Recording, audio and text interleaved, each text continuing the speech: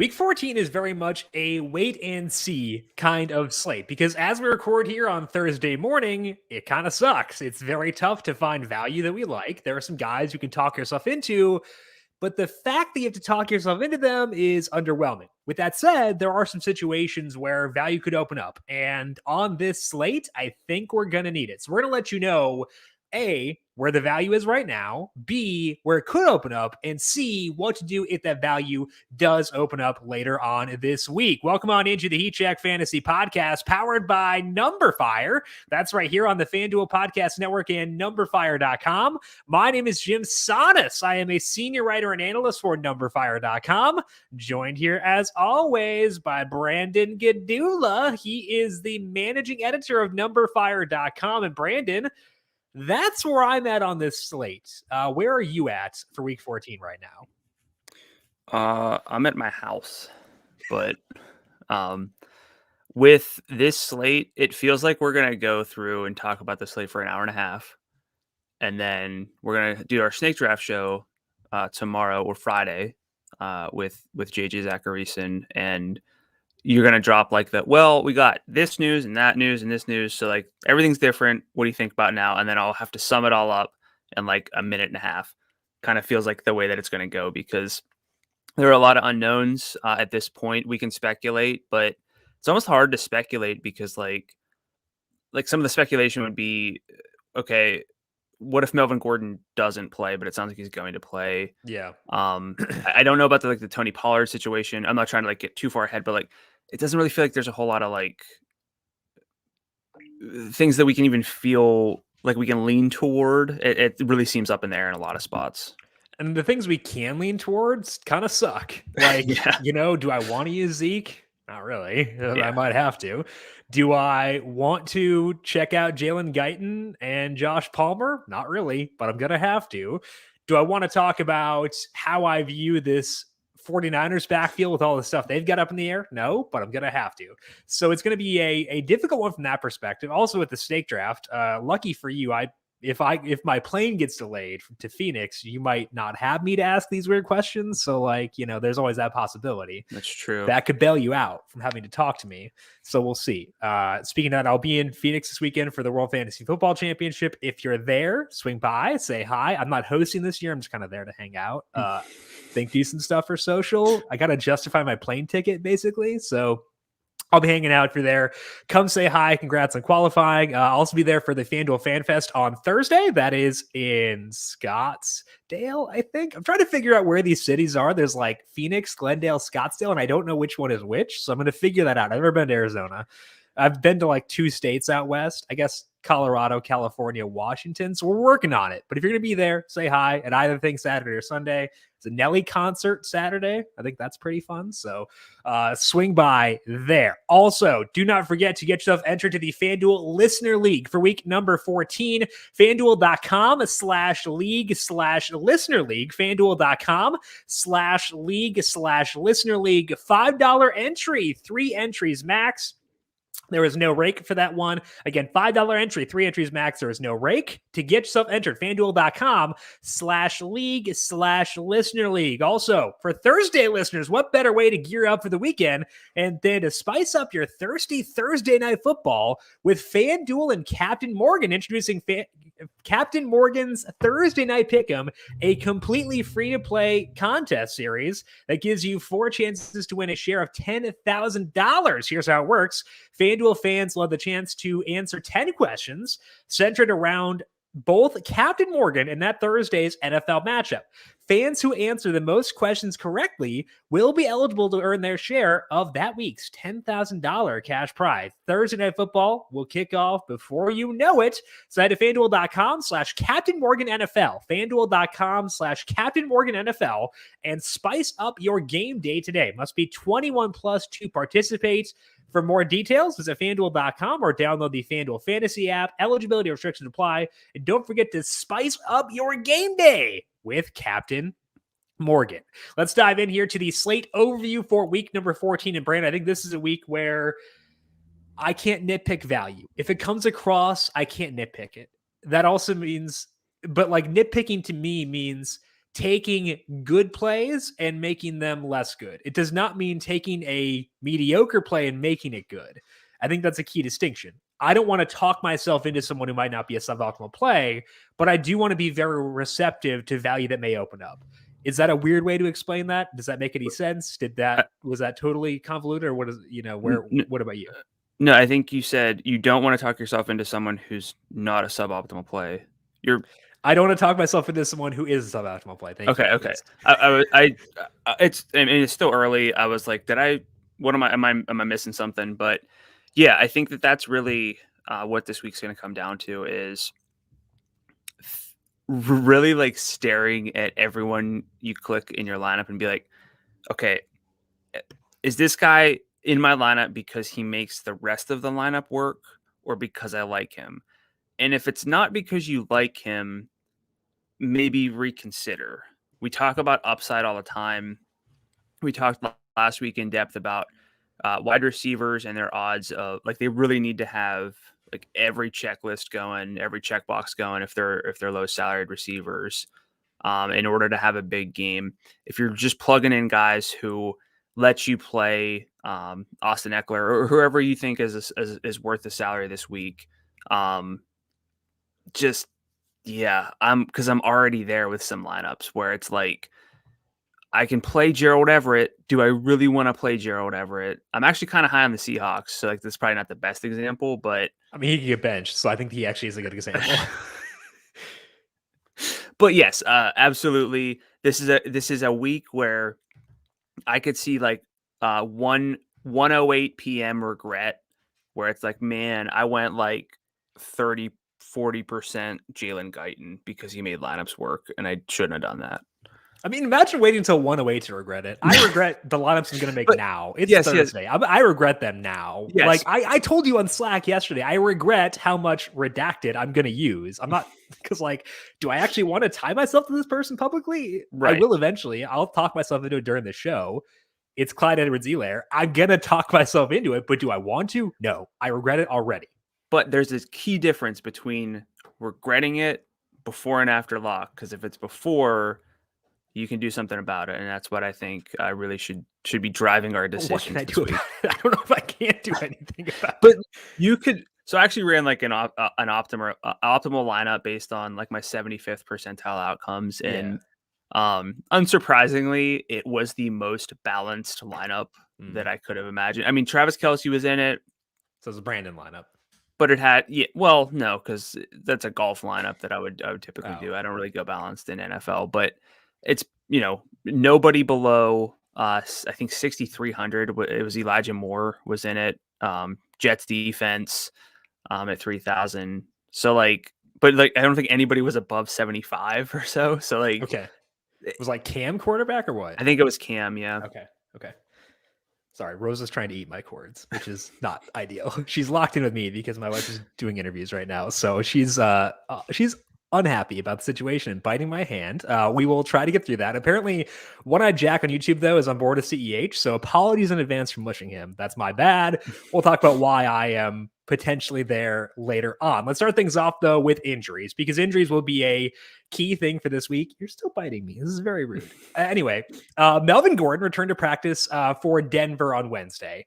So if he sits, we just lock button Javonte. I feel like that's fair to say. How would we handle Javonte, though, if Melvin plays this week, which seems to me to be the most likely scenario? Yeah, so this would remain a backfield committee, although I will say that the snap rates before Melvin's missed game did start to trend toward Javonte, where it was basically like a 60-40 split in favor of Melvin to start the year. It was about 55-60% for Javonte in the 2 games leading in. He's not going to play 79% of snaps this week with Melvin active, but maybe 60, like a solid 60 because of what he did. There's no need to play Melvin more than Javonte, but I really don't think that we could feel great about Williams, even at that salary. That's not to say I won't use him, because I probably would be interested enough because of how good he is. But yeah, there's a massive difference between whether Melvin plays and not with how I would view Javonte, and it's really looking like Melvin will play to some degree. Yeah. So He would go from like actually he would go from a lock button play like 100% to still priced like 30%. I still think that he's viable at that I think salary. 30 is on the high side for me. I'm curious what the public will do with him because I can see this being one of the situations where people are kind of like, oh, he won the role. I'm going to use him anyway. And that would be concerning for me if he were to be very popular because there's a lot of fragility in his role and fragility in his workload too. Because, like, if you were talking about the 2 games before Melvin missed with an injury, he had 14 adjusted opportunities, which is carries plus 2x targets, and 22. That's not really enough, even at $6,700, to like really stand out, especially when like Josh Jacobs might get 30 and he's at $7,100. Yeah. So I think that like he'd be closer to like a 15% rotational FOMO type situation than he is a 30% play for me. So, okay, let's make it simple and say he was playing 60% of the snaps 2 weeks leading in, played 80% of the snaps. Sounds like you're closer to thinking he'd go back to 60, where I think he'd be closer to maybe 70, where he So would we're just rounding up with 60 because he was at 55 Yeah, and I said let's make 58. it simple. Yeah. Okay. I like if I'm projecting a snap rate, I put it 60 to 65 with like a 68% comp, but like that's one standard deviation is 60 to 65. Okay, so I would say 65 to 70, so Okay. a tinge Okay. higher. So I think that Sure. that probably explains Yeah. the little bit of discrepancy there because I don't see the reason after what Javonte did and how good he is to like play Melvin 45% of snaps here.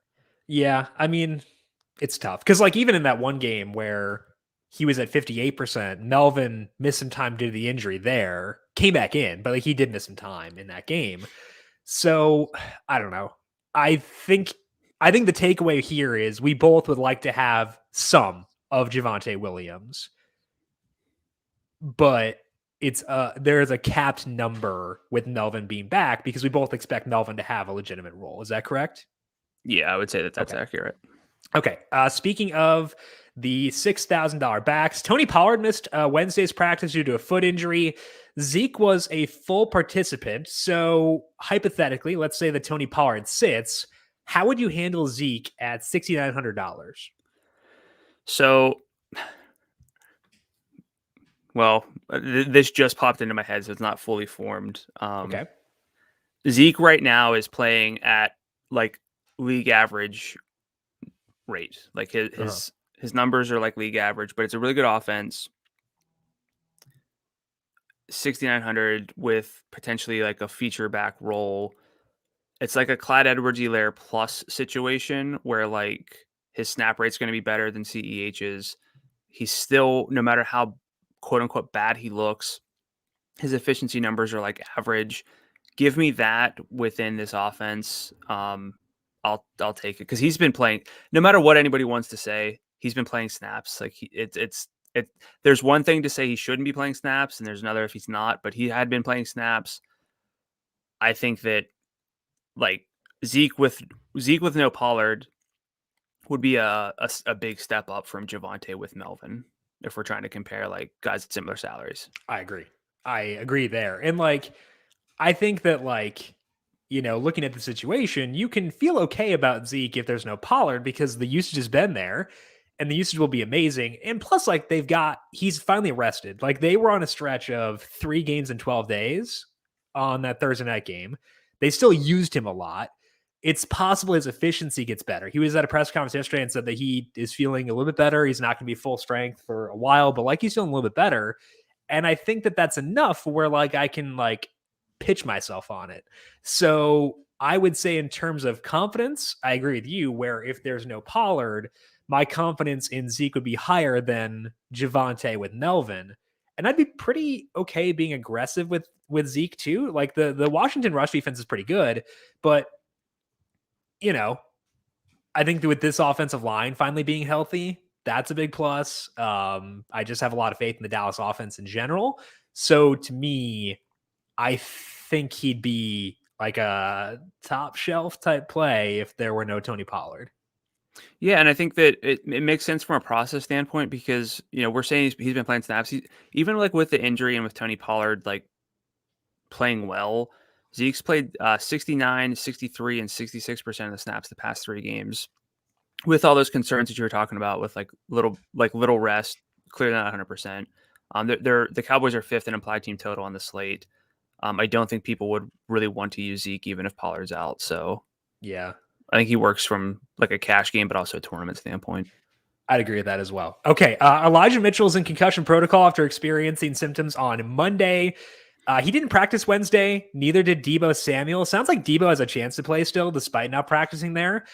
Jeff Wilson dealing with a flare-up in his knee, and he was limited on Wednesday. So let's talk about this in 2 scenarios. A, how do we view JaMychal Hasty if both Wilson and Mitchell are out? And B, will you use either guy, Wilson or Mitchell, or Wilson or Hasty, if they're both active?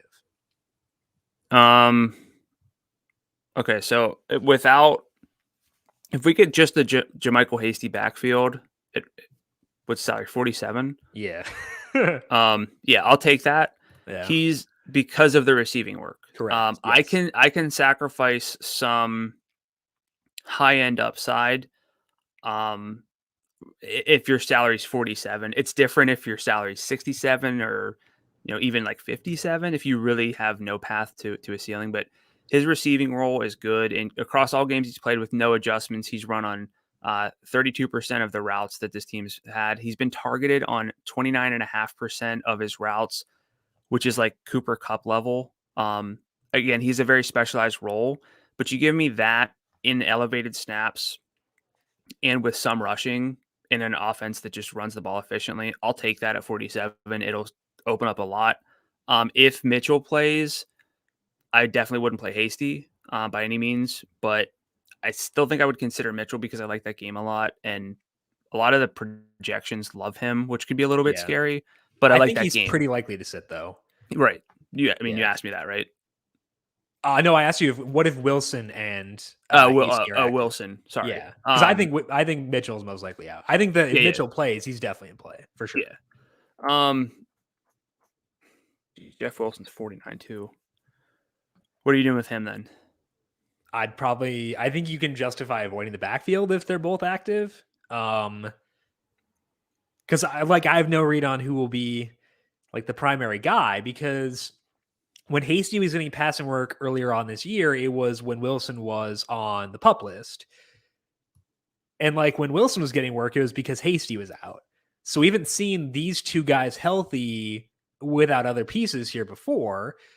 And like, I mean, maybe you get some like low roster rate exposure to both, but I don't play that way typically. Like that's not the way I want to play things from a process perspective. So I don't know. It might just be a situation where I'd avoid them if they're both active. Yeah, I mean, we really could use that level of savings we almost never get.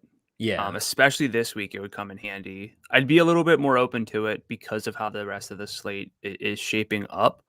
Yeah. But I can't sit here and say that I would play like heavy Jeff Wilson if both of them were active.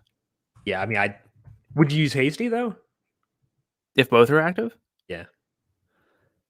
Probably not. Yeah. I feel like the most likely scenario then is Hasty plays on 3rd downs, and Wilson could lose some high leverage work too. He could lose a rush attempt to Kittle. He could lose a rush attempt to Ayuk. He could lose a rush attempt to Jimmy Garoppolo on a read option. Apparently, that's the thing that can happen as well. So I feel like if Mitchell and Wilson are out, Hasty, very, very good play. If they're both active, I'm okay probably staying away for right now. Let's talk about the Chargers here. Keenan Allen and Mike Williams both on the COVID list. So Keenan tested positive. He is vaccinated, which means he could still play if he were to test negative twice before Sunday, 24 hours apart. Mike Williams, it sounds like, was a close contact, and it sounds like that close contact occurred Monday, in which case he could still be activated too. So I think most likely scenario is like Keenan sits, Mike Williams plays, but it's a weird situation. Other side here is either Jake Fromm or Mike Glennon. Glennon missed practice Wednesday, but could still be cleared in time. So a lot of moving pieces here. Just give me your read on this Chargers Giants game. I'm going to give you the floor to say whatever you want to say here because I got no read on it. Well, I got a trend on the Chargers. Should we talk about them then or no? Let's do a brief thing here. And we'll do it there. With no Keenan and Mike Williams, I think this is one of the spots where the logic dictates going to Jalen Guyton and Josh Palmer because they're wide receiver replacements. But I think that Jared Cook and Austin Eckler would get huge volume bumps. And I think that might be the right way to play it. That's not to say I won't use Jalen Guyton or Josh Palmer because I really need value anywhere I can get it. But I think that the real kind of galaxy brain play is just to go with Eckler and Jared Cook instead. Potentially Donald Parham too. I think Jared Cook is a very good play. I think that Jared Cook is actually a good play even if Mike Williams plays, but Keenan sits. Just because like they had 2 games last year where there was no Keenan and no Hunter Henry. In those games, Guyton had a 14.3% target share that was actually equal to both Donald Parham and Steven Anderson. And Cook has earned more work than Guyton this year. So I feel like Cook would be like a very, very good low salary tight end play. And I think that's true whether Williams plays or not. If it's both Keenan and Williams, then I'm okay I'm okay avoiding Jared Cook.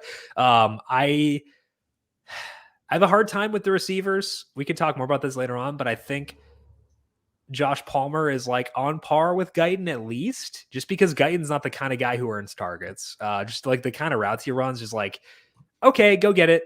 And like sometimes that happens like he did last week, but doesn't typically happen. So we'll talk more about them later on. Alvin Kamara is likely to make his return this week for the Saints. He'll do so with Mark Ingram likely out. Ingram is on the COVID list. He tested positive Wednesday, so pretty late in the week to get cleared. Taysom Hill's finger is banged up. It sounds like he'll play through it. Terran Armstead was limited in practice on Wednesday. Ryan Ramczyk was out. We'll talk more about them in the trend section. Corey Davis placed on IR this week. He's done for the year, which means Elijah Moore should be locked into a huge target share here. But Moore also missed practice Wednesday with a quad issue. He is now considered day-to-day.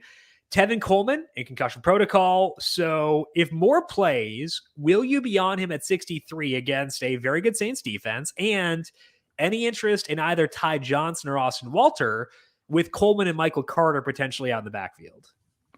So Moore doesn't really fit the checklist because the checklist that we talked about last week about how lower salaried receivers have big games because he has a very tough defensive matchup. It's a little bit different because the volume is kind of abnormal for the salary, or at least the volume projection. So I could kind of see that canceling each other out. So I would consider him.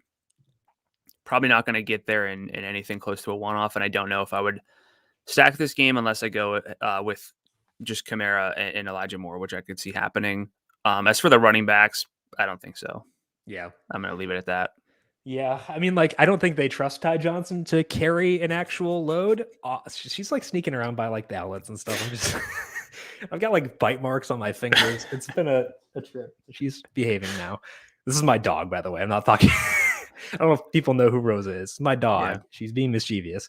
Anyway, I don't think they trust Ty Johnson to be like an early down guy. So I feel like it'd be Austin Walter early downs, Ty Johnson passing game work. And on this offense, it's not really enough to be viable for DFS. So I'd probably just avoid there either way.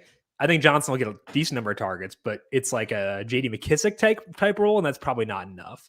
So I think Moore definitely works. I'm okay going there just because, like you said, the target projection should be so good. But, you know.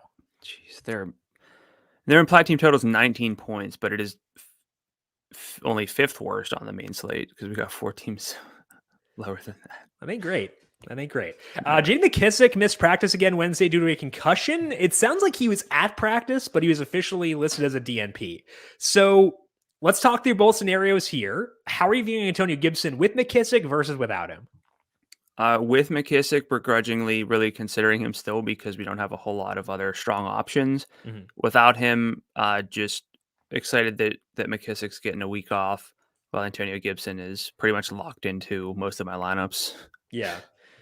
I would be very high on him with McKissick or without McKissick. I think with McKissick, you can still use him. It would just change his range of outcomes. Ceiling comes down a bit, tiny bit. And his floor goes down quite a bit because if they get down, which they could, I think McKissick would still be the preferred option there.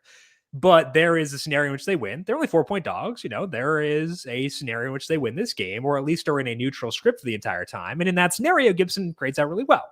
So it would just change exposure levels. Like if there's no McKissick, he's a 60-ish% type play.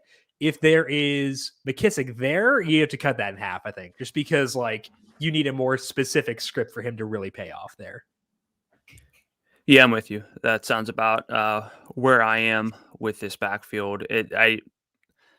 I was low on Antonio Gibson coming into the season. That kind of worked out for me. I've been on him without McKissick, which is, but I don't want to kind of forget about J.D. McKissick's impact on Antonio Gibson. Because they like him and they should. He's a good player. And I think that matters for sure. Julio Jones and Jeremy McNichols return to practice on Wednesday for the Titans. A.J. Brown still out.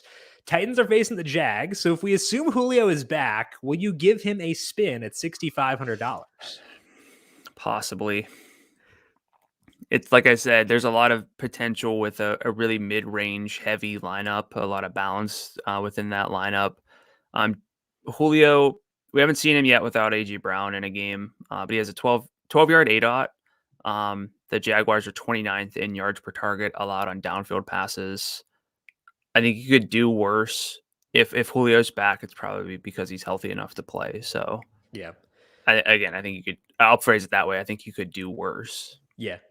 Darren Waller missed another practice on Wednesday. He is considered day to day. Foster Moreau is $5,200. Would you turn to Moreau again if Waller can't go? So the results were awful last week. 3 targets, but all 3 were down. I'm sorry for anyone who's not watching. Jim's just doing like I literally 180s. I'm moving my desk just to try to block her from getting to the outlets. Okay, we're good now. So yeah, the 3 targets, the 1 catch, but all 3 were downfield. If you give that proper weighting, he had about 5.9 targets worth of targets in terms of expected fantasy points. I could see that within this game, but I would rather go with Jared Cook at 51 in most spots, and I would also strongly consider Gerald Everett at 48 over Moreau. I would go Moreau over Everett just because I think that there's a legit chance Everett gets benched. I don't know. Maybe I'm tilting over last week. I'm not to that point, but I would definitely use Moreau over Everett.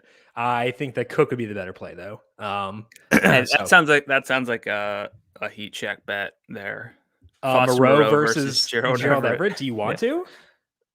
I think it's close to a coin flip, but I'll do it for the sake of the show. Oh boy. I mean that sounds welcome to week 14. Yeah, that sounds like a heat check bet. Yeah, let's do it. Okay, so I have Foster Moreau. You have Gerald Everett.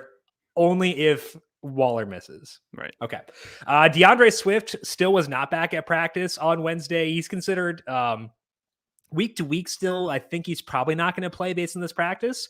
Problem is that Jamal Williams' role kind of sucked last week. So even if they're, in a situation where we're scrounging for value, I don't want to go to Jamal Williams anyway. What about you? Yeah, probably not. Under half the snaps, decent workload, but I don't want to sub 50% snap rate on a team with an applied team total of 17 points as an 8-point road underdog. Doesn't really fit what I'm looking for. Doesn't really fit the path for running backs having big DFS outings. It was a 50% snap rate when they had neutral/positive script, which seems like it's the one situation where they want to use him because it seems like Godwin Igwebuike is the passing game back. So no, hard pass, even if I need value. Okay, let's take a look at what bookmakers are saying for this week. The highest total on the slate by a wide margin includes a couple of Super Bowl contenders in the Bills and the Bucks. Total is 52.5, or I guess it's 53 now. That is 4 points higher than any other game on the slate. 3-point spread in the Bucks' favor. So let's start at the quarterback here. Where do these quarterbacks rank for you, and how are you stacking this game? Effectively first and second. I don't think that they're my 2 loves at the end of the show, but sorry, Rosa, they're both my loves for the week. They will be. She wasn't into Jake Fromm coming out, she wasn't into Josh Allen coming out of the draft. Oh, don't say that. Yeah. But yeah, they're basically top 3. I think Patrick Mahomes is the other guy. And then there's a big kind of drop off to everyone else. At least how I'm viewing the slate. So yeah, the quarterbacks are top level plays, I think I probably end up with more Tom Brady than Josh Allen based on salary. Yeah. But straight up, I would have Josh Allen number one. Yeah, I think I would do the same. I would like to get to Allen, and like if we get a Hasty situation, like if we get Jermichael Hasty and I can get to Allen without like dying, I would do it. Like that's like if value opens up, um, and like if that happens, I'll be on board. If not, realistically, Brady would be the preferred option by a hair. And I think that they are 1-2 on this slate right now. So like that's kind of where I'm at there. I think that the receivers are also among the best options on the slate. Stephon Diggs might be number one somewhere up there. I think that I prefer Evans over Godwin by the slightest amount. I think that Gronk is among the best tight ends in the slate. I cannot talk myself into any value plays on either team. I'm afraid that Manny's going to get benched for Gabe Davis, which could mean maybe you could talk yourself into Gabe Davis at 47 or so, but like that's kind of a projection, and I don't want to do stuff based on that. I can't use Cole Beasley because it's Cole Beasley. The Bucks guys there aren't really any values there. So to me, it is a restrictive game stack because the salaries are so high, but I feel like it's necessary. I think so too. And I think that what you said about projecting like changes goes back to the 49ers backfield if both guys are healthy. I was actually going to bring that up. But we've had instances this year where we've seen what teams wanted to do. We've seen prior samples of injuries.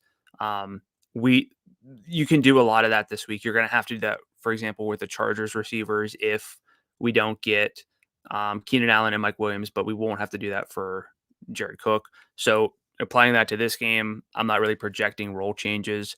I'm going to go with the main studs here, but I do have Rob Gronkowski as my top stack candidate with Tom Brady. Yeah. Much better matchup, just long term, and he's really been phenomenal in 2 games since his snap rate's back up. So I would go that way, and it would also take care of tight end because we talked on Monday about all these stud tight ends. We're talking now about Foster Moreau and Jared Cook and like Gerald Everett. And, I know it's hard to get up to those guys, but you could really be missing out because with the sheer volume of stud tight ends, some of these guys are going to pop off and you can really be lagging behind if your tight end gets you 6 points. Yeah, I think that the Gronk point is very fair because he's $7,000. That's appropriate. Like he got jacked up, but that's fair. Like we talked last week about how like you can't use the Aaron Paul, Jesse Pinkman gif of like he can't keep getting away with this if he scores 2 touchdowns. And he scored 2 touchdowns. He's done that 3 times this year. In his games with no Antonio Brown, where he's been fully good, 8, 9, and 8 targets. He has 55, 71, 123, and 58 yards. Like, what is the difference between him and Travis Kelce, except for the fact that Gronk has produced this year? I think he's younger than Travis Kelce, isn't he? That I don't know. I'm not really big on ages. So my dynasty teams are always bad. They're both 32, so it's close enough. So I think you're right in putting Gronk 1. I think it's Gronk, Evans, Godwin. Have no objections to any of them. I think they're all very good plays. I was on Godwin last week. I'm okay pivoting elsewhere for this week. As far as the Bucs go, I think it's Diggs 1, Knox 2, and then that's it. Yeah. I really don't think it's being dismissive of these other guys. Whenever you have just dispersed, unpredictable target shares, yeah, some of these guys can have big games, but the odds don't really quite make it worth it. Now, I could really just see the main case for going with some value options in this game is just we need value anyway, and this is the game of the week. Might as well tie our low salaried receivers like a Gabriel Davis to a game we love. But that's really, again, you're going to be staring at Gabriel Davis and really hoping that what you think could happen is what this. Yeah. So you're not going to use him, right? Are you? No. Okay, cool. I want to make sure that I wasn't like, because like I'm trying hard not to do that myself, and I want to make sure I'm not going too far in that. I think he ran like 10 routes on Sunday or Monday or whatever. Like, I think there's a chance he replaces Manny, but I'll just react after the fact if that does happen. It's not a big enough rule for me to get in front of it, I don't think. Leonard Fournette, I think, is a very good play once again, not because of like, oh, the Bills' run defense is vulnerable, but because of what Lenny does in the passing game. It's absurd. The type of volume he's getting, like the target share is awesome, and you can get targets against this Bills defense. So I think Fournette is a standout. I think that the receivers, the tight ends, all standouts too. I just can't get to the value options in either team. Anything else for you on this game? No, I think it covered it. I think Lenny's one of the best plays of the week as well. I agree. One game that would have looked good 2 months ago is the Chiefs and the Raiders, but now it's a 47.5 point total. Chiefs are favored by 8.5. We saw the Chiefs blow up for 41 points against the Raiders back in week 10, but now this game is outdoors, divisional rematch, potentially 17-mile-per-hour winds. Plus, neither offense has inspired a ton of confidence since then. So, what is your comfort level in stacking this game? Comfort level. Oh, how do you even stack this game?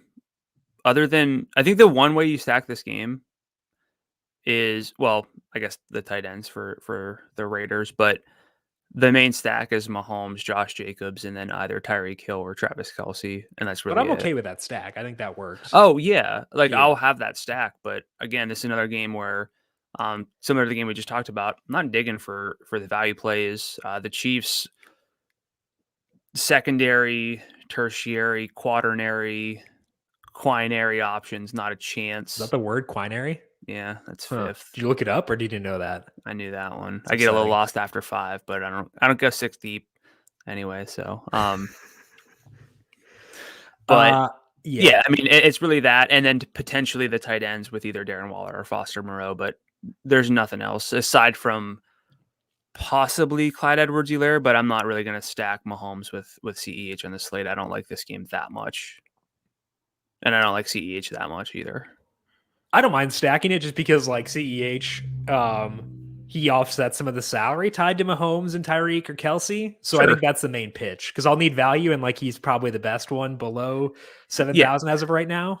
Yes, but usually whenever you talk about stacking a quarterback with a running back, you say it gets you access to basically every yard and every touchdown. You're right. That's not the case here.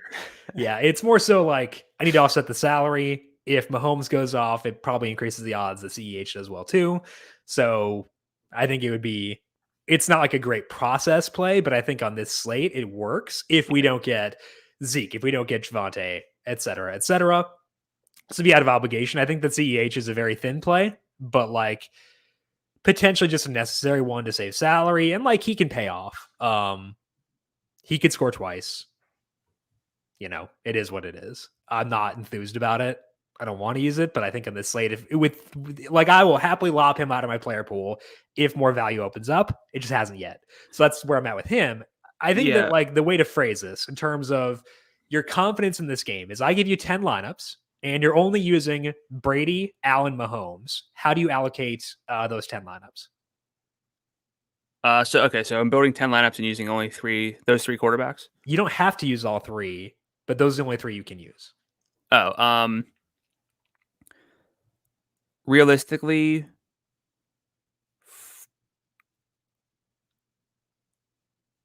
five Brady, 3 Mahomes, 2 Allen. Interesting. Is that because just being realistic with the salary, probably? Okay, fair enough. I think I'd be 4-4-2 with Brady and Allen being the 4, Mahomes being the 2, just because like there are more paths to this game being bad than the other one, I think. And that's the key differentiator for me. Yeah. Because I mean the takeaway, I have eight stacks of that one game and only 2 of this one. I think that's a proper allocation in my mind. Yeah, I guess I'd add 7, but yeah. I think that either way, and honestly, like these might be the only 3 quarterbacks I end up using, even with value being tough, because I don't want to play quarterbacks too low with their salary. Although one QB I keep going back to, like by overlooking, is just Dak. I'm not like really thinking about Dak enough, probably. I'll talk about him in trends. Don't you worry. I got him. Is it just Jacobs and Moreau, or are you going back to Hunter Renfrow? Because Renfro's actually shown yardage Oh upside yeah. to his credit. I forgot about him. Entirely overlooked him. That's probably he's $6,700. Like that is a high I think salary where that's you probably why. need a Up. lot. He finally got 10 targets for the first time this past week, but like I don't know. It's just it's so last week it was Hunter Renfrow right by Mike Williams. How can I justify using Hunter Renfrow? This week it's Hunter Renfrow by T. Higgins and Amari Cooper. And I'm like, how can I justify this? Like, it makes sense, but like, there's a massive, massive mental block there. I think my main issue with Renfrow is he could very easily get us 17 this week, 17, 18, maybe FanDuel points. He's not going to get 25. Right. T. Higgins, so long as he's healthy, could, because he's T. Higgins. DJ Moore too. DJ Moore has the workload in a really good match. I know, but like, just like being realistic, range of outcomes wise, Marquise Brown. Did not realize that DJ Moore had 103 yards against Miami before the bye. Did not realize targets? That. Okay, fair enough. Fair enough. 10 targets. Well, yeah, he did it on 4 catches. I know. I'm not gonna get there, but like, I think it's interesting. Amari, potentially Julio, Brandon Ayuk. Like these guys all have just better paths to getting like well over 20 FanDuel points than Renfrow, who I think is kind of playing at his peak right now. I'd agree with that as well. Optimal bring back for you, Jacobs, right? Yeah, for sure. Okay. I think that's where I'm at too. Anything else for you on this game? No. Tyreek or Kelsey? I really don't know how often I can get to Tyreek. Just being realistic. I can. Part of the reason why this slate is so tough is I do want to allocate salary to Tyreek, to Diggs, to Godwin, Allen, et cetera, et cetera. I think I'd probably go with Tyreek here because I feel better about other tight ends. Yeah. Than I do. Like, yeah. Yeah, I think I'd agree with that. Yeah. Okay. A non-divisional game that checks a lot of boxes is in Cincinnati for the Bengals versus the 49ers. Total there is 48.5. The Bengals now San Francisco's back to being favored by a point. It's gone Bengals -1, San Francisco -1, Bengals -1.5. It is now San Francisco -1. So bouncing. The one downside of this game is that it's projected to be the third slowest by your pace numbers, and that does matter. But there are concentrated usages on both sides. There is some volume opening up potentially, with Debo maybe being out and stuff like that. So where are you at in this game? I like this game. I think it's good for mini stacks. It's definitely at best a half quarterback game, depending on where we are with Joe Burrow. But if you're willing to play Joe Burrow, you can really build different lineups. Like if you do a Burrow, Higgins, Ayuk stack, you can have some fun. Yeah. So it really changes things. Now, as much as I love Joe Burrow, the true high end upside feels higher than it really has been. He's also dealing with now a hand injury that really looked painful whenever he was trying to throw on the sideline last week. Like no 30-point games. I think just one with over 25 so far this season, which is kind of crazy for how good Jamar Chase was to start the year. But somehow 3 passing touchdowns over his past 4 games. Like maybe that bounces back in his favor, but he's had games with 3 touchdown passes and still kind of has just sort of gotten there. So again, the mini stacks are awesome. I don't know if I'm going to play a ton of Joe Burrow. He's definitely on the list, but I thought he was going to be the only like sub 76 passer I could consider, but there is one who popped up with a little bit more research. So Cam, Russ, or Joe Burrow, which one do you like the most of those 3? I think it might be Russ. Okay. I think you can make a strong case for any of them. You can. Um, I think. Well, I won't pick on Cam too much, but means Atlanta. that's the I thing. think Cam was terrible in that Miami game, but like it's Atlanta. Mm-hmm. That's a terrible pitch. Like that's bad process to be like, oh, it's Atlanta. Who cares? But like he's 74. It's Atlanta. He's shown upside in a game this year, coming off bye. Yeah, new offense again for him, Yeah. and now coming off of a bye to get prepped for the Falcons. So, and then the question you have to ask is like, do you think these guys go off? And if you do you think they can really match like a Josh Allen, Tom Brady? And if you do, like, then you don't have as many concerns with value Right. this week as we would. So I think that Burrow has the building blocks for a 30-point game because we've seen the yardage be there at times. We just haven't seen the touchdowns, but like then, touchdowns are very fluky.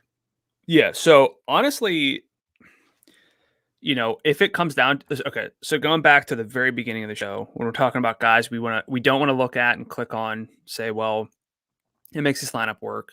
If we really don't get any value plays we feel good about, I will consider going away from Allen, Brady, Mahomes for the three passers we just talked about so that I can feel really confident with the ceilings in every player that's in my lineup otherwise. Okay. Burrow, T, Ayuk, Gronk, Diggs. So if you do a Burrow, I don't want to give it like a Burrow, Higgins, Ayuk, Diggs, Gronk stack gets you access to that game. Mm-hmm. And like it's not bad. You could also do like a Kelsey type thing. So I think realistically, I'm going to wind up with some Joe Burrow on Sunday.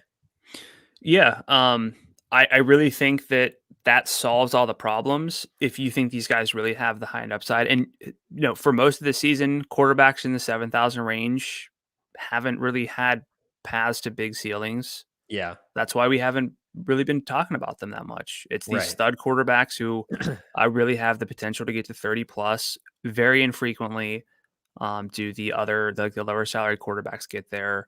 I've done the research on it. I know it sounds obvious too. That's why I feel kind of like weird saying, yeah, play the stud quarterbacks.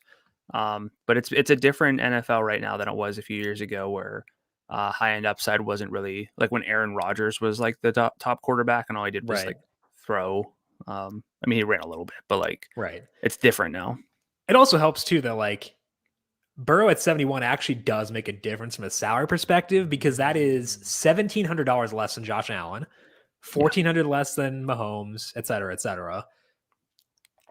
That actually does kind of move the needle. So I would rank him below Brady, below Allen, below Mahomes. Yeah. He is in the conversation for 4, though, I would say. I think quarterback is 6 deep. It's the 3 studs we've been talking about and these 3 sort of value plays with Russ, Cam, and Burrow. Dak might be above. I keep forgetting about Dak. I'm telling you. I mean, Lamar 79. Yeah, but I don't. There's a blurb right now at the top of NBC Sports Edge about how they might run more up tempo. John Harbaugh said it's on the table. Just when I thought I was out. So like he hasn't played well recently, but like they're gonna run up tempo and he's gonna be, Lamar, do Lamar stuff, Yeah. I don't know. Quarterback's tough. I think it depends on value. If I have value at running back to go up to Allen and Brady, I'd like to. If I don't, I'm okay with Burrow and just doing stuff like that. And that's why I think I put Allen whenever we did the 10 lineup exercise. It's just like realistically, I think I need every $100 I can get. I think you're right. Okay, let's move now to the trends discussion and talk about those Chargers because they're facing potentially the Jake Fromm-led Giants. I did not delete my Jake Fromm tweets. They're still up, so if you are bored, feel free. I still have Johnny Manziel tweets up. Like, I don't delete tweets just because, like, accountability, I guess. No one cares. But, like, out of principle, I don't want to delete stuff, so feel free. Go nuts. Yeah, talk about the Chargers. Let's just do it. Well, I initially envisioned this trend as like when the Chargers were playing from ahead and as favorites, and that kind of morphed a bit because we got some COVID news. But even with that, it's important that we're looking at what teams do when they are ahead. They're still favored by 10.5. So I guess the line hasn't moved at all. Is that right? I thought it was 9.5. No. Let me check. Well, it was 9.5 this morning. Either way, it's a big number. Yeah, it moves like a point at most. Okay. It is 9.5. All right. So you want to look at what teams do when they're playing from ahead. When up by 8 or more through the first 3 quarters, they are 2 seconds per play faster than the NFL average, and they throw the ball on 71% of their plays. Now, again, that might come down a little bit if you take Keenan Allen and Mike Williams off the field. When they've been up by 14 or more before the fourth quarter, still a 68% pass rate, which you would take in any split on 47 plays. It's important to keep in mind, like whenever you look at numbers on like when teams are playing from ahead super early in a game, the samples are really small because it doesn't quite happen that way. Leads build throughout the game. And you typically get 3 quarters out of most situations, unless it gets like outlieriously bad right away. But the trends that I see with the Chargers from playing from ahead means they're not going to slow things down and just be aggressively run heavy. That's not really what they've done. That might scale back a bit again with the receivers being what they are. But they're 7-5. Their playoff odds at numberFire are about 84%. They need to win, so I don't think that they're just going to like be able to let up and really not push the ball downfield like they did last week. The Giants are 13th against the pass, which is decent. And against 6th adjusted pass defense between 10th and 20th at numberFire. Justin Herbert has averaged 27.3 FanDuel points per game, 313 yards, and 2.8 touchdowns per game. So that's very promising. Again, we're talking about all these quarterbacks. The one I kind of feel okay glossing over now is Justin Herbert with the status of his receivers, but this is more about now potential value. They don't really have a big sample of being heavy favorites. They did go in that shootout with the Steelers when they were favored by 6.5. But if you look at splits now, because again, this morphed into something completely different. If you look at splits with Keenan Allen off the field and on the field with Justin Herbert, according to Next Gen Stats, Herbert's maintained good splits even without Keenan Allen on the field. 8.8 yards per attempt, 9.7 adjusted yards per attempt, an EPA per dropback of 0.27. With and without Mike Williams, his splits are virtually identical, 7.4 yards per attempt, 0.07 EPA per dropback without him, 0.12 with him. So yes, it's better with him, not terrible without him, still kind of viable in this spot. And again, that all comes back down to like, okay, can we trust that Justin Herbert is relevant? And it seems like he should be. That then keeps me on Austin Eckler, who again, I think is, we're going to look at the receivers. They're going to get jacked up in projection models just based on a point per dollar basis in terms of their salaries. But Austin Eckler should get peppered out of the backfield. Jared Cook should get elevated at 5,100. And again, Herbert has been fine without these top 2 receivers, so I don't think we need to overreact too much. So what are your thoughts on the Chargers? And I think most specifically, how are you viewing Austin Eckler now with potentially Alvin Kamara back and how he shapes up against the rest of the running backs on the slate? Eckler versus Kamara is interesting because I can't pay up for 2, so I do need to decide. Right. Lean Kamara assuming Mark Ingram is out, because the workload has been better in games without Mark Ingram.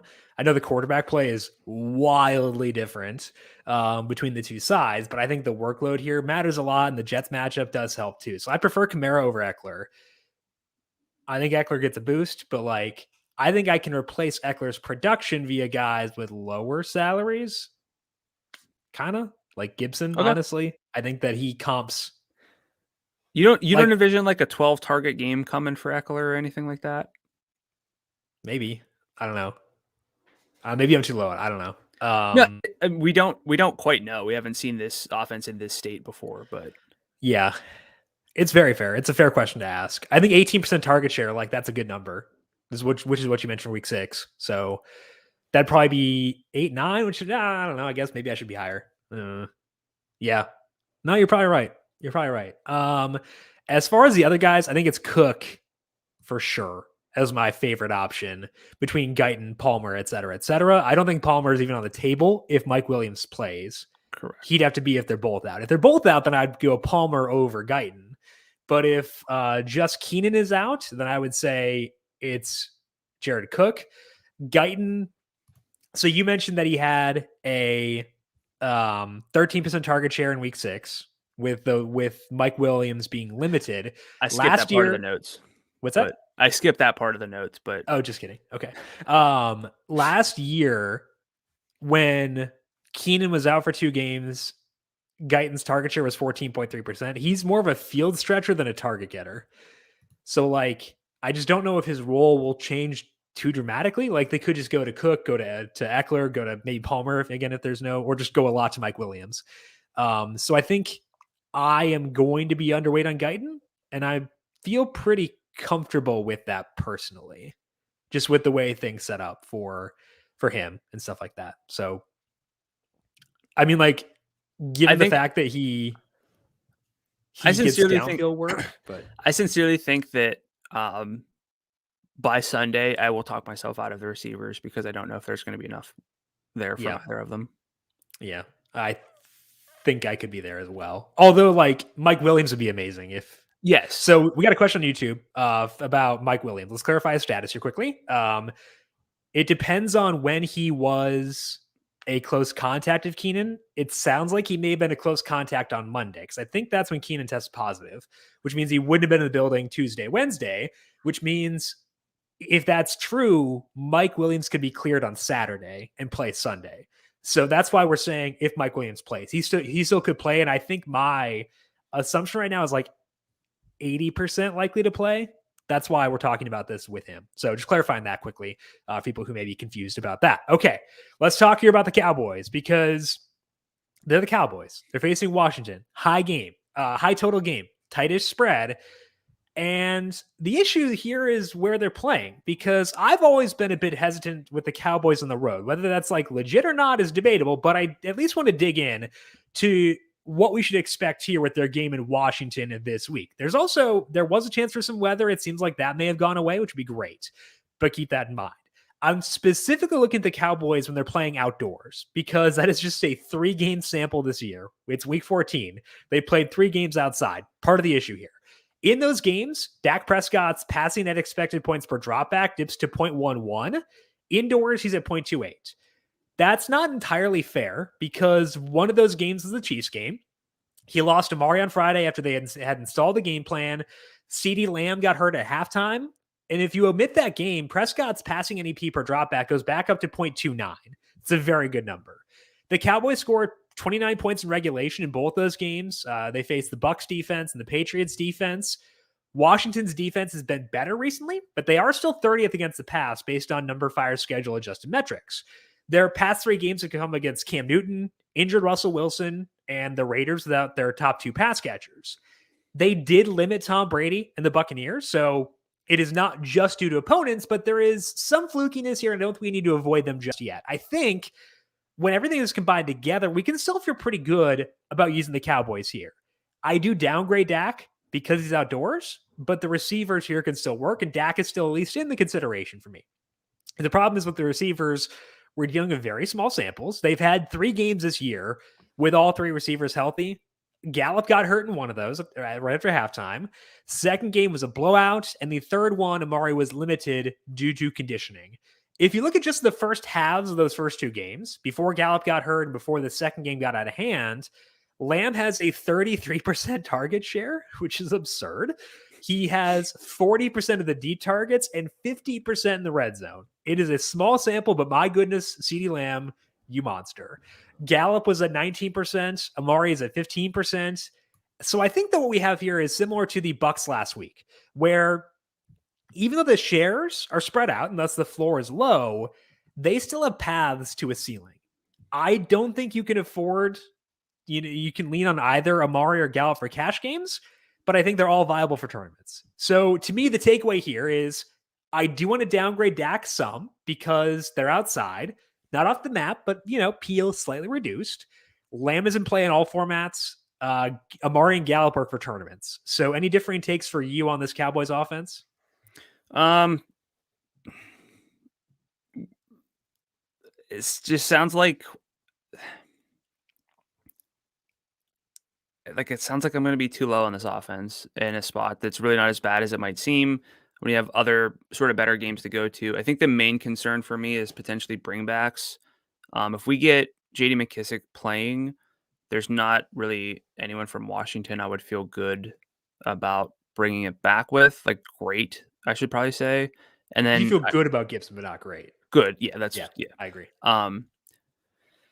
So I think that's probably what's driving me toward this indifference. CeeDee Lamb, I know that these we have a really small sample of games with all three of the top three receivers healthy, but if you look at per route numbers, CeeDee Lamb's been targeted on a third of his routes in these games, which is phenomenal. And Gallup actually outperforms Cooper a little bit there, so that kind of helps adjust a little bit, but that puts me a little bit low on Amari Cooper.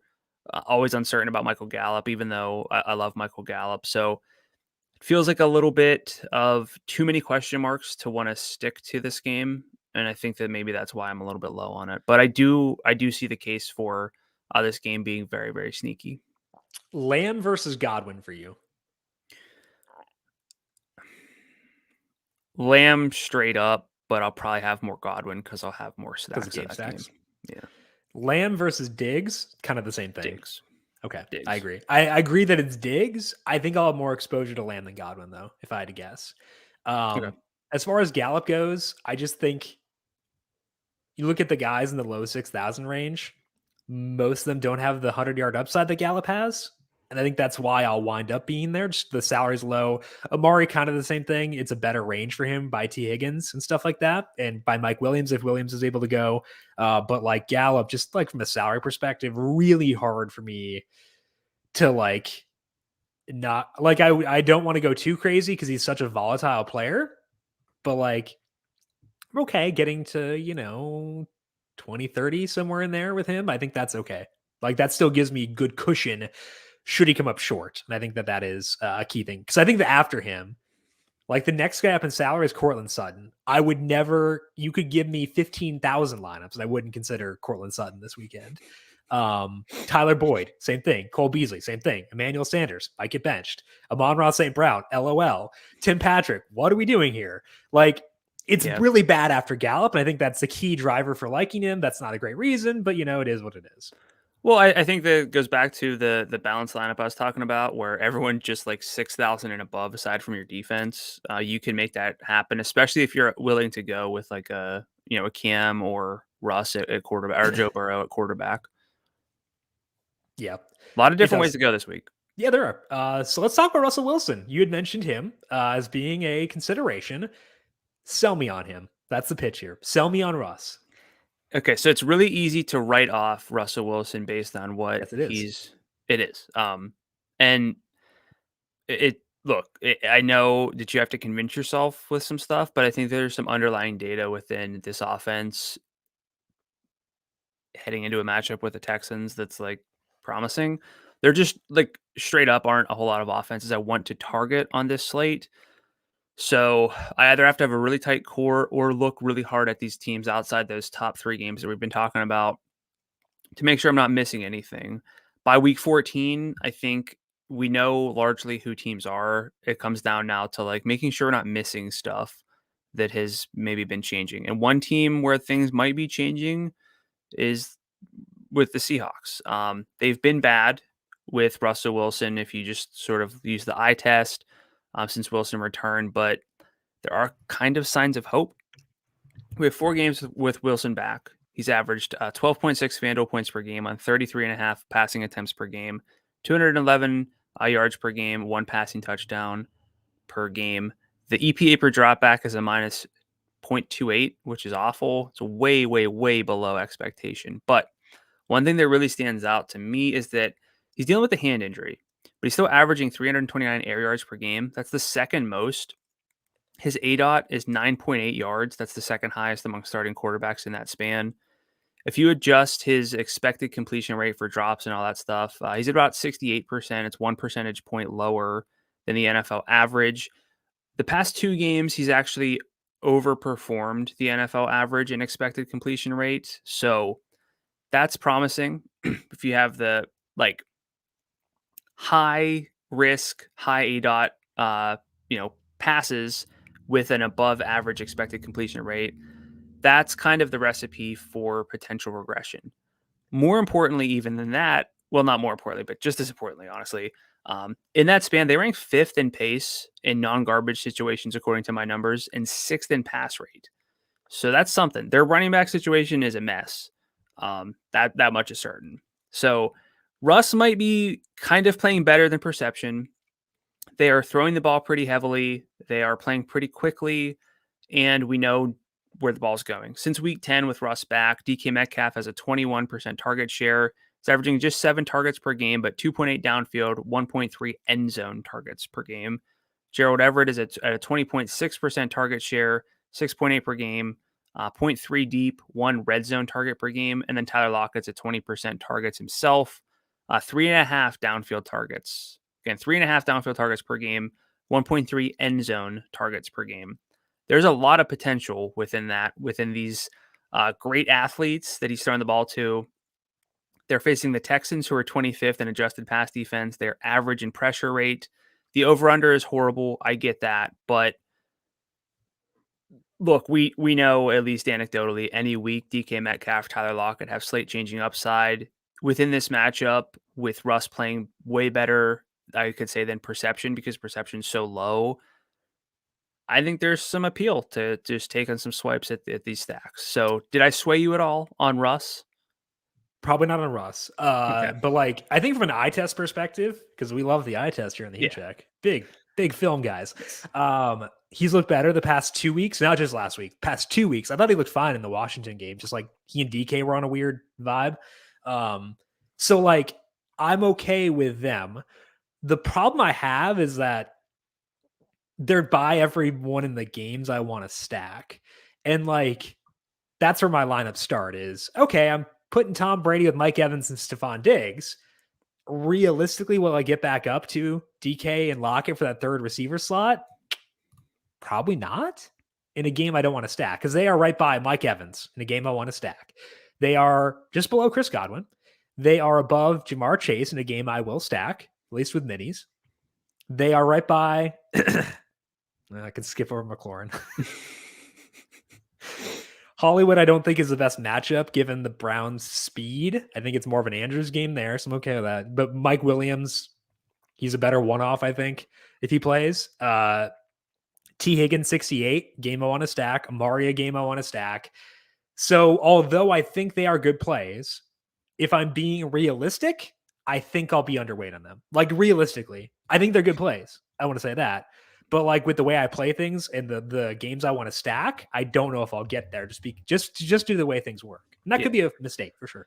No, that's the thing is like I want to talk myself into this being like a really sneaky stack, which I think it is, but there is not a whole lot of confidence in the other side of this game at all, and that's what's really the problem. But again, we know who the best offenses on this slate are. Like, we get that. And it comes down to like, are you willing to look at other offenses? I think that with how concentrated and how efficient Russell Wilson and DK Metcalf and Tyler Lockett can be, we don't really need a back and forth, 60-point game for them to pay off. That's the one thing keeping me on them. But again, factoring in game stacks, that's kind of why I have Joe Burrow and Jamar Chase or T. Higgins a little bit higher, because I'm more likely to bring it back and find that game competitive. But it's just kind of just like a PSA where keep an eye on Russ. Things are probably better than a lot of people realize. And it's funny you say underweight on like DK and Lockett, because they probably won't be very popular based on That's how. True. I might still like zero's underweight on everyone. Yeah. So yeah. I'd like to get there. I want to say that I'd like to, if we get value and I can have a one-off receiver in the 7,000 range, I think that they grade out really well there. Yeah. But realistically, I'm not sure if that'll be the case. Okay, let's talk about the Saints here with Taysom and Alvin Kamara, because I'd love to ignore them because Taysom has a broken finger. Seems bad for a weird mallet finger. Alvin Kamara is returning here. It's just hard to like know what to do here with the Jets on the other side. So let's dig in and it's hard to ignore them, I should say, with the Jets being the opposing team. So I want to look at them here. Last week in the first half, Taysom Hill was a 0.10 passing net expected points per dropback. That's not bad, a little bit below league average. Success rate was 43%. And the second half, things went totally off the rails. It's hard to know if it went off the rails because of game script or because his finger injury. Because if it's the finger injury, that is a big red flag because that puppy ain't going to heal in 7 days, 10 days, I guess I should say. They also lost Deontay Harris, who will be suspended the next 3 games. Terran Armstead is limited in practice on Wednesday. Ryan Ramczyk was out. So they're not at full health. It's a bad situation. Getting Kamara back could help, but Kamara hasn't had a dramatic impact on the passing offense this year. Even with Kamara on the field, they're at negative 0.02 EPA per dropback, according to Next Gen Stats. And a lot of that was with Jameis Winston, who is playing much better than Trevor Siemian did and then Taysom Hill is expected to. So I'm not sure if Kamara boosts the offense. As a result, we should project Taysom to be a really poor quarterback from an efficiency perspective. On the season, there have been 66 quarterbacks who have scored at least 25 FanDuel points. Basically, that's what you need out of Hill at $7,700. 7 of those 66 got that mark on less than 200 yards passing. So 59 out of 66 had 200 plus yards passing. 5 of those 7 who didn't get there had double-digit rush attempts. 3 of the 7 had multiple rushing touchdowns. The player who made it without 10 rush attempts, the 2 guys who made it there, both threw for 4+ passing touchdowns, and we should not expect that from Taysom Hill. So a 2-touchdown day is something Hill can do on the ground. You just have to ask yourself, what are the odds he does it? And that can help dictate your exposure levels to him. As for Kamara, he does get a big boost with Mark Ingram on the COVID list. Kamara has averaged 19 carries, 5.5 targets per game in those without Ingram this year. He's at 110.5 yards per game with a 43% red zone share. That is potentially the best workload on the slate, depending on Melvin Gordon's status. So although I have a tough time getting to Hill, I can live with Kamara. Hill did not target him last year, but that was with Michael Thomas. They don't have him now. I think they're going to need Kamara in the passing game. So the question is whether it's good enough to justify getting to 9,000, given we are so strapped for value.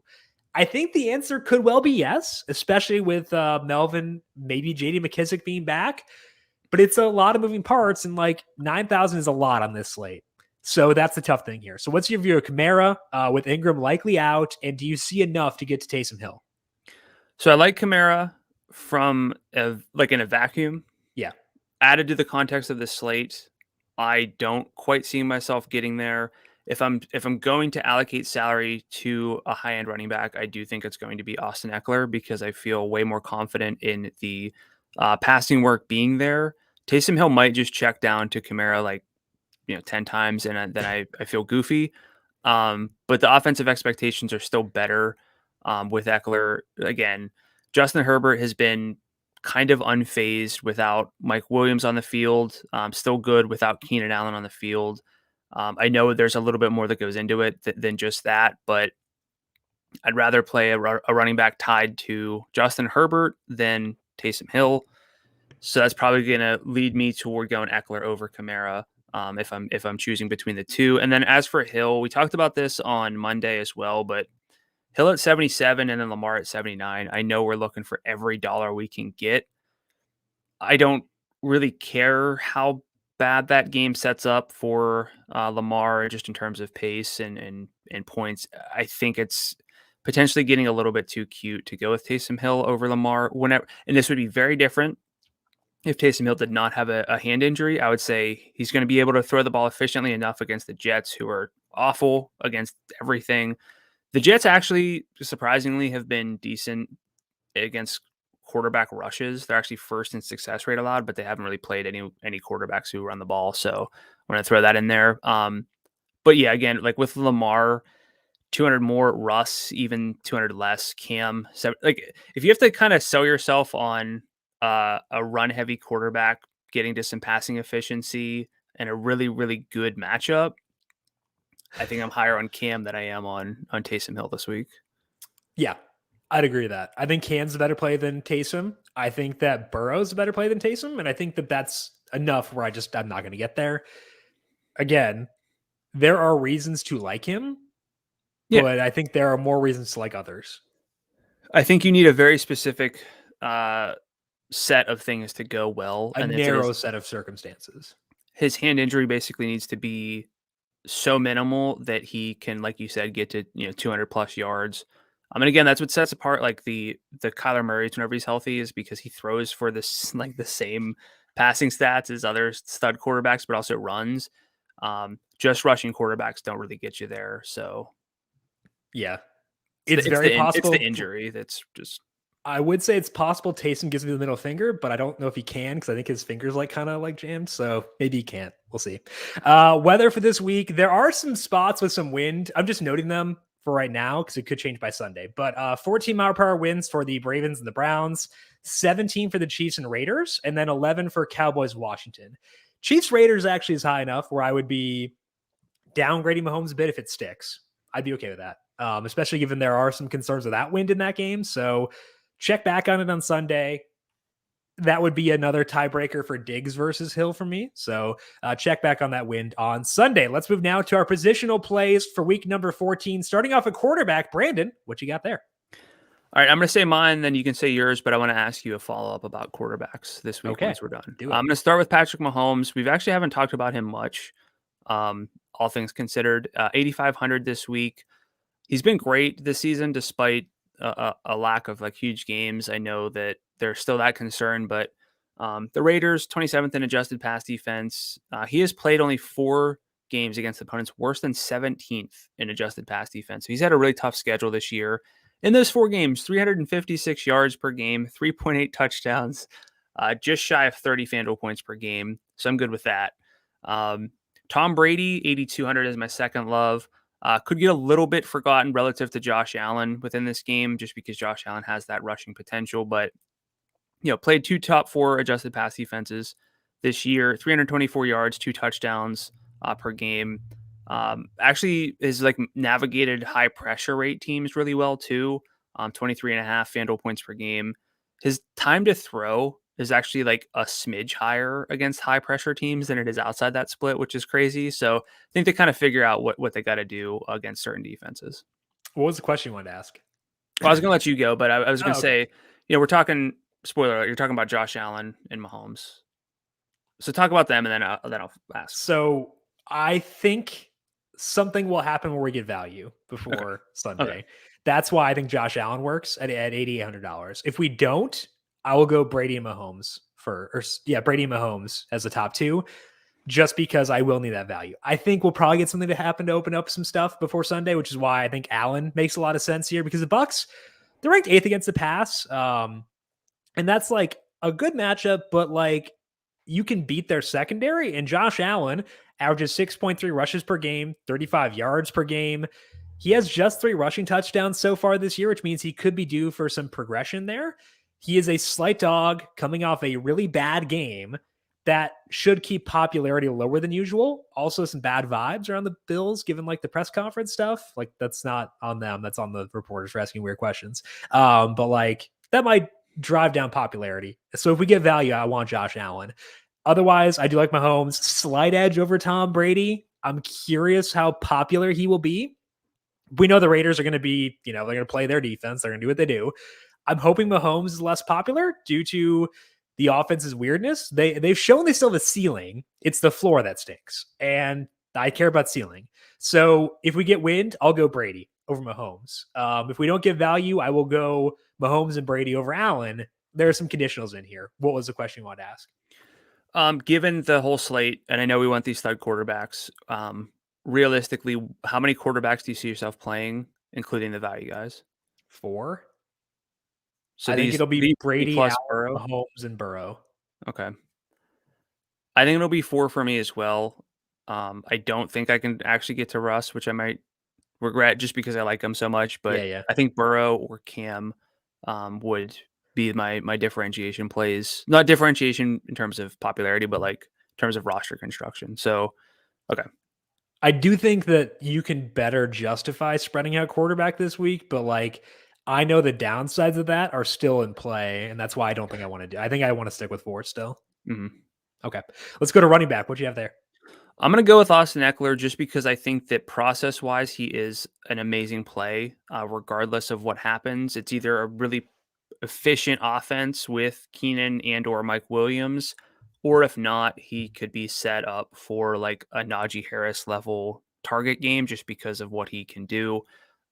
Facing a team that's 26th in rushing net expected points per carry allowed to running backs. The Giants are 28th in adjusted FanDuel points per target allowed to running backs as well.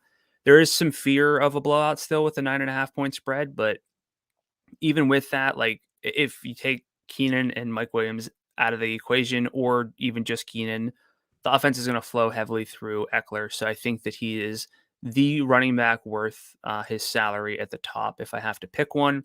My second love is going to be Josh Jacobs at 71. He has set career highs in targets in 2 of his past 3 games. He had 7 3 games ago, and then last game had 9. He has been really involved as a receiver this year. 84% snap rate. Darren Waller may be back, but there are still volume gaps in this offense without Henry Ruggs. I think that just makes him undersalaried in a game that I like a lot. And then my third love, I don't know. Honestly, it's hard with like the uncertainty with Zeke and Javonte, so I don't want to say them specifically, but I think Devontae Freeman is a little bit maybe not undersalaried, but in play on a week where we're really strapped for value. Freeman's had a good role, good situation. 68% of the snaps last week, which is about as high as the Ravens ever let a running back get. 57% of the routes with 8 targets. That worked out to 30 adjusted opportunities. That's phenomenal for 6,300 in an offense that can run the ball efficiently. And I'm pretty sure last week I deemed that as being like a legitimate rule change. So when I look at like quote unquote most relevant samples, which is like a hoity-toity term, when I do that, I think that his most relevant sample is now just week 13. Do you agree for Devontae?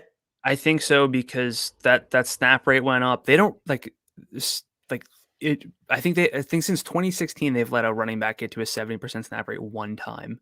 And like from an efficiency perspective, Devontae's actually been good. Like his success rate is 48%. Part of that's inflated because Lamar draws attention. So keep that for what it is. But Lamar's playing, so.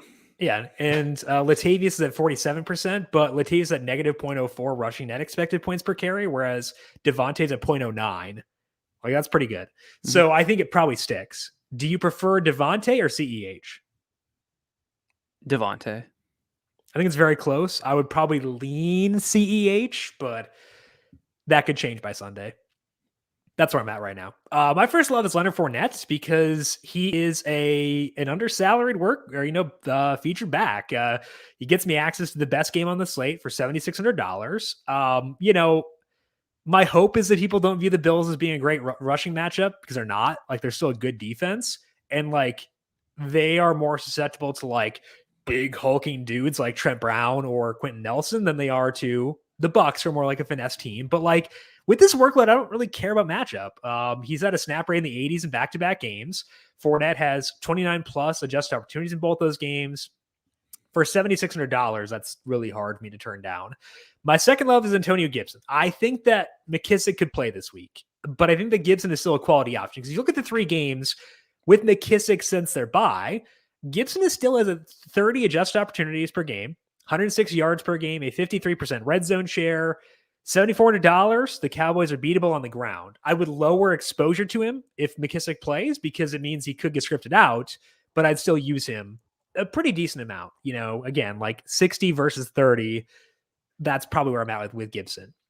I do want to talk about Josh Jacobs too. I want to be very receptive to value if it opens up, and I think that CEH, Devontae Freeman both work, but Jacobs is like the lowest salary guy I know will have a good role, because he set a career high in snap rate last week. He had 30 adjusted opportunities in 2 straight games. He had 90 plus yards in both those. No Kenyon Drake. Jalen Richard's still not back at practice yet this week, so it could just be Jacobs as an every down back, which would be pretty fun. Despite the fact that he struggled, I think that is hard to turn down. So receptive to Zeke if there's no Pollard. I'm receptive to CEH, receptive to Devontae Freeman, but Jacobs is where the drop-off occurs to me, unless stuff changes. And again, Javonte Williams will be in my player pool, but will not be like a focal point, assuming Melvin plays. Let's go to wide receiver. What you got there? I'm going to go with Jamar Chase at 72. I also like DK. What's that face? I thought you were a full-on T guy. No, I like Jamar.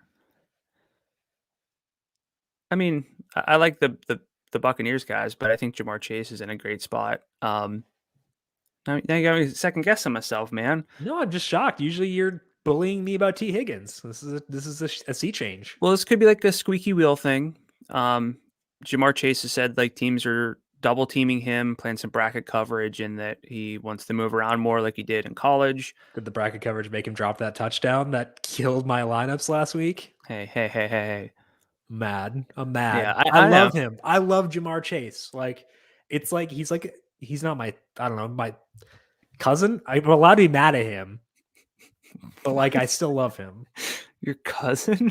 Well, I didn't want to say son because he's like 10 years younger. I don't know, 9 years younger than me, 8. And that seems like kind of condescending. And I didn't want to say like he's my brother because like he's a little bit young to be my brother too. It's like, I don't know. It's weird. I just figured cousin was the best like analog. Okay. Well, I'm going to talk about his like numbers and move on from there. Um, Chase has underperformed lately in his expected FanDuel points output, according to my model. DK Metcalf, actually the biggest underperformer, which is why I still like him. But a 23% target share over the past 4 games with 2.3 downfield targets per game, 0.8 red zone targets per game. 49ers just average against receivers. They're 18th in ADOT allowed, 22nd in yards per target, and on downfield passes allowed. Just kind of seems, I don't want to say due for Jamar Chase, but a lot of like regression, but also potentially moving him around more fits this week. You look like you wanted to say something. No. Okay. Sorry. You really looked like you wanted to say something. I was listening to you and I liked what you said, so I smiled. Okay. My second love is Brandon Ayuk in that same game, 6,400. Don't really care if Debo's back because it actually probably help keep this game more intriguing from an over-under standpoint. But last week without Debo, Ayuk ran 97% of the routes, had 6 targets with a 9.2 yard ADOT, 2 downfield targets. Checks the box as the lower salaried receivers we discussed last week. Bottom half pass defense, high over-under. You need those sort of narrower, checklists for these lower salary receivers. But honestly, Ayuk's probably under salaried, all things considered. And my third love, it's weird because I might not even play this guy, but with no certain value that I can feel great about, I think Jalen Guyton really helps this week because he's playing with an awesome quarterback still. That's proven with how good Herbert's been with and without his top 2 receivers. He's been targeted on only 10% of his routes, but has been the clear number 3 this season, 64% route rate. He's going to be on the field in a spot where his quarterback should be efficient. He's got almost a 12-yard ADOT. It's 2 yards higher than the receiver average for the Chargers. 0.7 downfield targets per game. Again, before even adjusting for anything, not unrealistic that he gets 2 or 3 downfield looks this week, which are worth about twice as much as a regular target for receivers. Can he get to 85 and a touchdown, which is the usual checklist? I think he can. He did that last week. That's not really to say that he's going to just like copy and paste that into the game log this week, but the opportunity's still there, and he's playing with a really, really good quarterback. Yeah, I'm not gonna go there. I have seen some concern around Joe Burrow's finger in chat, which is fine because like it was again huge last week. But last week he did in the second half. So after the pinky injury occurred, he did go deep 3 times, completed 2 of those actually. So I think he can still go deep. He's had a week to rest it. So I'm not super concerned about the pinky personally. Like maybe a slight downgrade, but not enough where I'm concerned about Higgins or Chase. I like both. I think they're both very good. My top love is Stephon Diggs. He's $8,200. If we look at the games since Dawson Knox returned, Diggs is at a 29% target share with 33% of the deep targets and 32% in the red zone. This Buccaneers secondary is super banged up. Diggs has topped 20 points just once this year, but again, building blocks for a blow-up game are there. So I'll go back to Stephon Diggs this week. My number 2 is Michael Gallup, just because the salary relative to his role is very good. He had a good role even when he was playing alongside Amari and Gallup with a 40% deep target share, 19% of the overall targets. They are outdoors, so that's a downgrade for sure, but it's still hard to pass up a guy tied to this offense who gets deep work from a very good quarterback for $6,200. I will take that.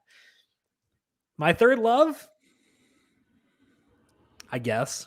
I tried really hard not to talk about this person today. I look through a lot of stuff, try to talk myself and other guys. I think he's actually better than the Chargers guy though. And Donovan Peoples-Jones? He has a 15% target share in the games he has played since Odell left the team. David Njoku has a 14% target share in those games, and he's now on the COVID list. Harrison Bryant is not going to play this week. He should be on the field for every play as a result. Anthony Schwartz still not back at practice. There's now no Marlon Humphrey for the Ravens. John Harbaugh said they didn't want to go to OT because they had no corners left. He's $5,300. DPJ can have big games. Am I ashamed of this? Absolutely. Am I going to use Donovan Peoples-Jones at times on Sunday? Most likely, yes. Do I feel good about it? No, but here we are. Do you want to do a DPJ versus Guyton bet?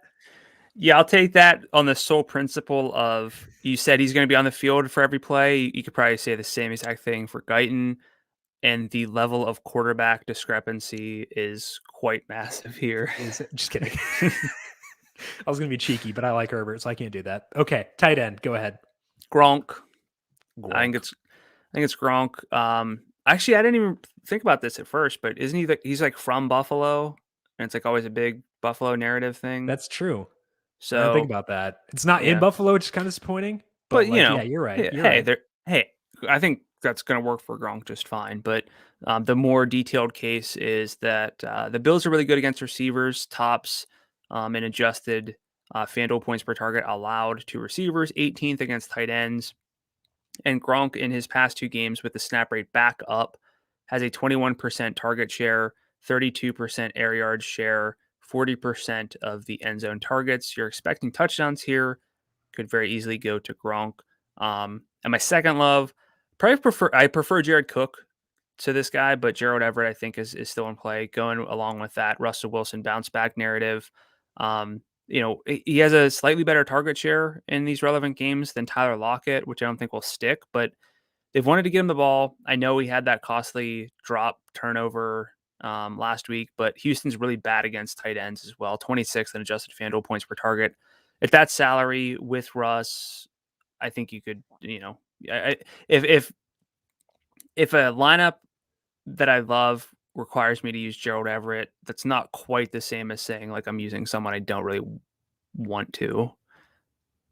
Not that I want to use him. Not that I want to use him, but like I think you could get benched. Oh, like the odds he gets benched are high, I think. The odds he has a 20% target share with Russ and a great spot is also. It's hard to get targets when you're benched. Anyway, we have bets on Gerald Everett versus Foster Moreau and Donovan Peoples-Jones versus Jalen Guyton. This is a depraved podcast that deserves to burn. Just burn. It's awful. Anyway, my first love is Dawson Knox. We hadn't talked about him yet. I think that I want to get to Andrews. I want to get to Gronk, Kittle, Kelsey. But I do think that Knox works because since return, he has a 16% target share with 19% of the deep targets and 24% in the red zone. I don't have the value I thought I'd have a running back on Monday in terms of like getting to those top tight ends. So I think 6,000 is very fair for his current role. So I do think Knox is the number 2 option on the Bills after Stephon Diggs. My number 2 is Jared Cook. He has double the number of targets as Guyton this year. He has 4 more deep targets than Guyton, 11 versus 7. The role is already at least good enough to consider him, even before you take out Keenan Allen. Cook has topped 11 FanDuel points once this year, but again, building blocks. He's got them to do it again, especially with Keenan likely out here. So you mentioned Cook over Everett. I agree, and I think that Cook is the best one here. Let's say for sure we know Mike Williams plays and there's no Keenan. How high are you on him? Is he like love potential or still no? Mike Williams? Yeah. Oh yeah, for sure. Okay. He had a 26% target share last year in the games Keenan missed. Okay.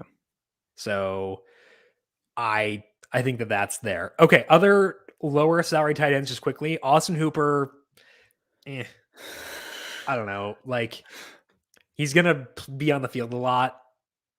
I just would rather take a gamble on deep. I don't know, maybe.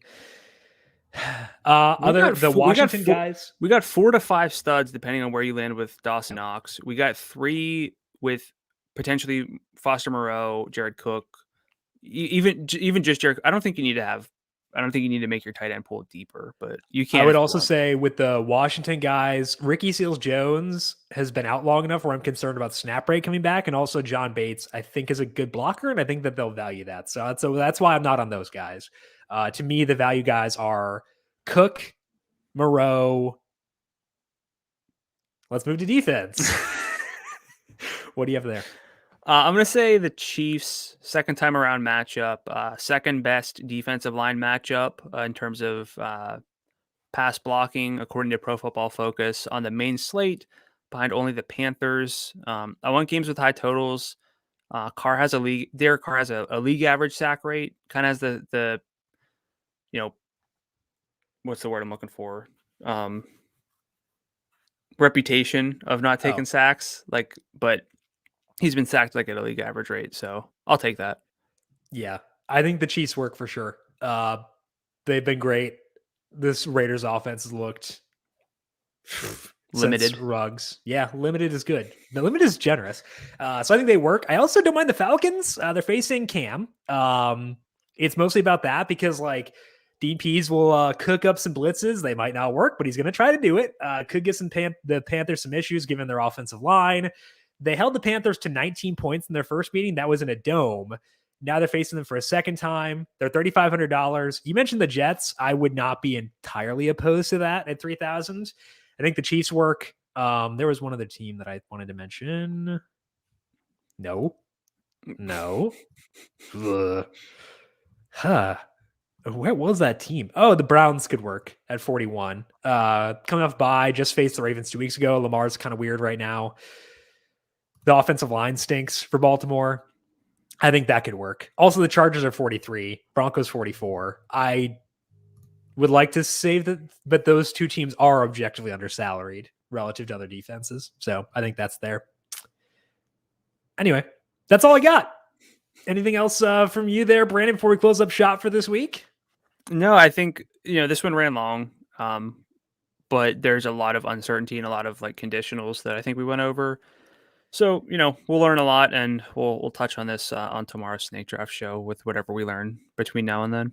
Yeah. Just be receptive to value if it's actual good value. Just dig in deep and decide if that's the case. I think I trust all of you to have the wherewithal to do that. If you have questions, you can feel free to tweet us. I will be pretty busy Sunday just with the WFBC stuff, but in general, I'm on Twitter at Jim Sannes, JIMSANNES. Brandon, people have questions for you there. Where can they find you on Twitter? I'm at Gadula13, GDULA13. Also, do not forget to follow the FanDuel Podcast Network at FanDuel Podcasts. If you are not already subscribed to the FanDuel YouTube page, see a lot of you watching over there, hit subscribe right now. Smash that like button. Gently hover over the like button. Consider it. And if you decide you are so inclined, hit like. Maybe give us a little tap there. We appreciate those of you watching and being active in chat as well. Also subscribe to the numberFire Daily Fantasy Podcast feed wherever you get your podcasts for NBA, NHL, NFL, and UFC podcasts and PGA after the new year as well. Big thank you to everyone for tuning in for this week. Good luck to you with your lineups, and we'll talk to you once again on Monday to wrap it all up. This has been the Heat Check Fantasy Podcast powered by numberFire.